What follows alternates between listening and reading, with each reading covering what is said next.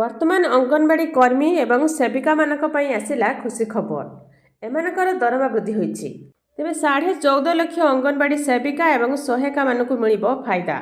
तेबे से पिला माने एवं गर्भवती महिला मानकर पोषण एवं जीवन स्तर रे परिवर्तन आनिबारे अंगनवाड़ी सेविका एवं सहायिका मानकर गुरुत्वपूर्ण भूमिका अधिक रहिछि। तांकर एई गुरुत्वपूर्ण भूमिका को सम्मान जणाई दरमा को वृद्धि करा जाउछि। तेबे सरकार यह पदक्षेप राज्यर 2 लाख अंगनवाड़ी सेविका एवं सहायिका मानकु एहार फायदा मिलिबो। जहाँकि यह होछि बिहार मुख्यमंत्री नीतीश कुमार अंगनवाड़ी सेविका एवं सहायिका मानकर दरमा वृद्धि करछन्ति।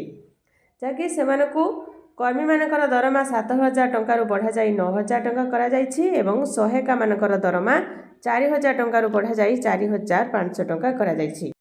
All Odisha anganwadi ladies workers association तरफ विभिन्न दाबी नहीं लुएर पीएमजी रे धारणा दे आछन्ति। तेबे सेमानकर दाबी पूर्ण न हेबा पर्यंत सेमाने धारणार उठिबे नाही बोली। तेबे बहु जल्दी अंगनवाड़ी कर्मी एवं सहायिका मानकर दरमा वृद्धि हेबो। जेई पर्यंत सरकारीकरण करा जाय नहीं सेई पर्यंत कर्मी मानकु 18,000 टंका एवं सहायिका मानकु 9,000 टंका प्रदान करा जिवो।